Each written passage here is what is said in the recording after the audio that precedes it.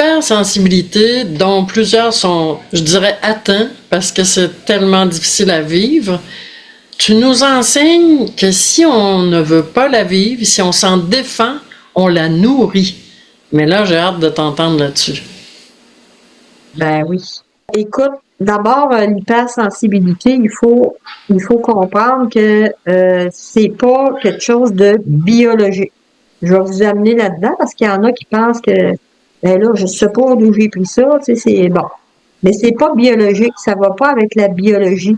Si tu as un sens qui est beaucoup plus euh, mettons, une acuité qui est plus forte que l'autre, oui, il y a un aspect biologique, là, tu sais, on dit, ah, il y a une très bonne vue, il y a une très bonne ouïe, il y a une hypersensibilité de la peau, du tactile. Mais Mhm. quand on va parler d'hypersensibilité, on n'est plus dans cet aspect-là.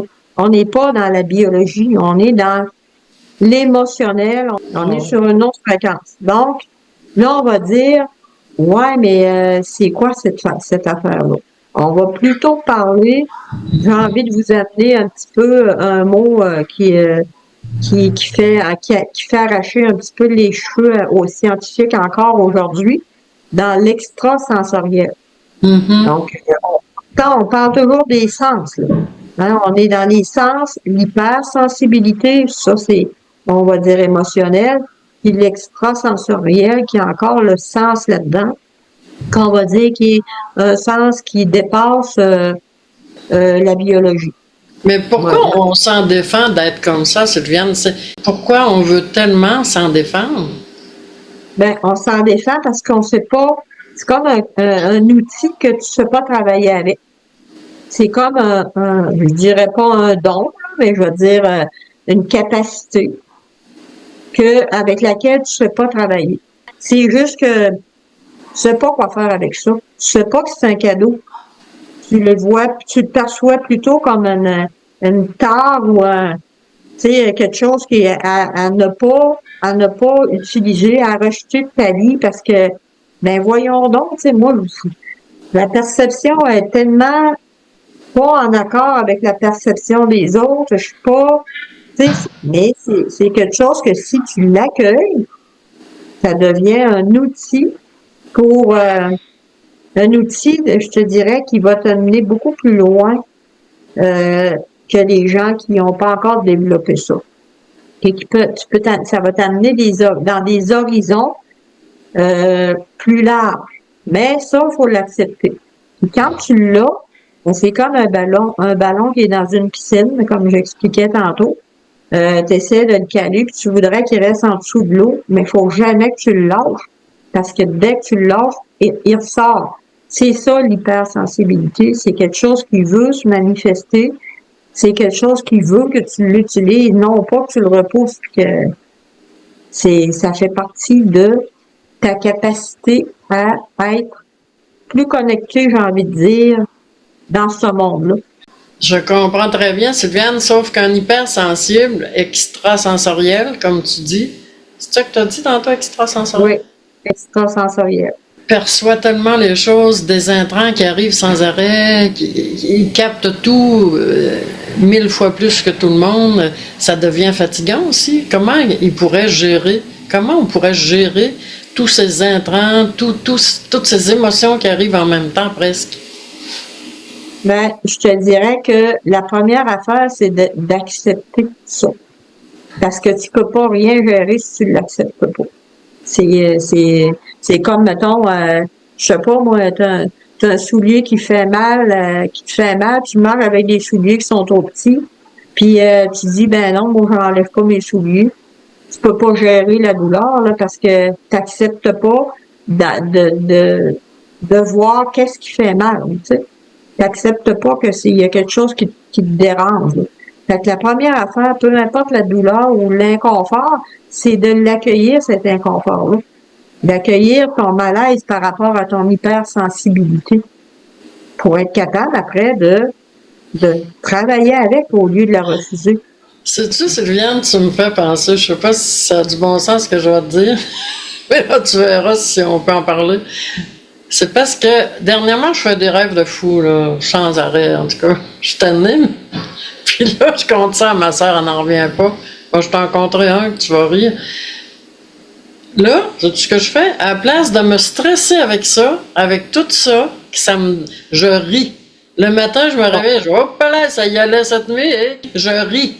Tu dédramatises, donc c'est ça qui fait, tu l'accueilles, tu dédramatises, tu t'essayes pas de, je vais prendre des pilules pour dormir, pour être sûr de pas rêver la nuit d'après, là, tu sais. On gère pas ça comme ça. Il faut l'accueillir en dédramatisant, c'est une bonne solution. En dédramatisant ça, c'est pas une erreur, ça, c'est un cadeau. C'est un cadeau, mais si je l'aime pas, mon cadeau, moi là, ben, je vais essayer de m'en débarrasser, mais c'est comme le ballon, il rebondit. Il rebondit.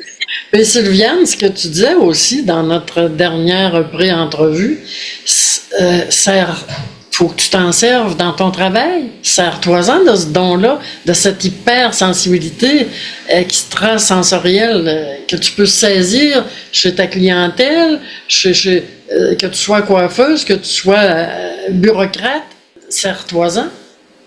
Sers-toi-en, parce que c'est ce qui fait la beauté. En fait, c'est quand tu l'accueilles, d'abord, ça se développe. Hein? Si ça se développe, mais là, tu apprends à les maîtriser aussi. C'est comme l'accueil fait en sorte que tu vas avoir le moyen, mettons, de le maîtriser ou de l'utiliser dans ton travail.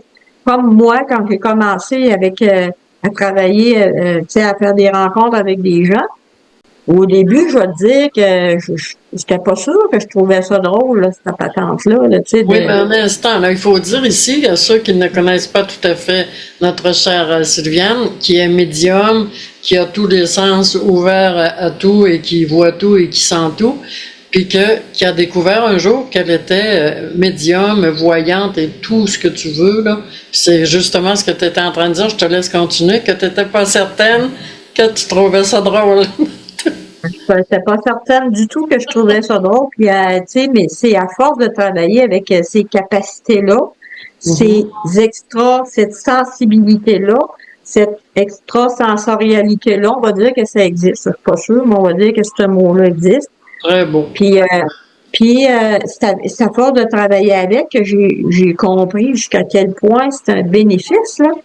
Et pour les gens qui venaient me rencontrer, et pour moi de dire, mais voyons, on n'est pas limité à à nos sens de base, là, tu sais, à nos sens de base. Puis tu sais, on va dire, mettons, quelqu'un qui est aveugle, qui voit pas clair, on entend souvent dire il a développé ses autres sens exponentiellement. Pour compenser ce sens-là qui est pas là. Puis à la limite, on pourrait dire, ben, il voit plus clair que nous autres, finalement. Exactement. Parce que c'est d'autres. Il fait appel à d'autres choses pour être capable de capter l'essentiel des gens qui passent à côté de lui. C'est plus sa vue, c'est d'autres choses. Mais ça peut servir, ça. Ça peut servir, mettons, à dire, bon, ben, OK, moi, mettons, je suis hypersensible. Comment je peux l'utiliser dans ma vie, cette hypersensibilité-là? Ben, je peux utiliser ça en disant, OK, je capte les gens.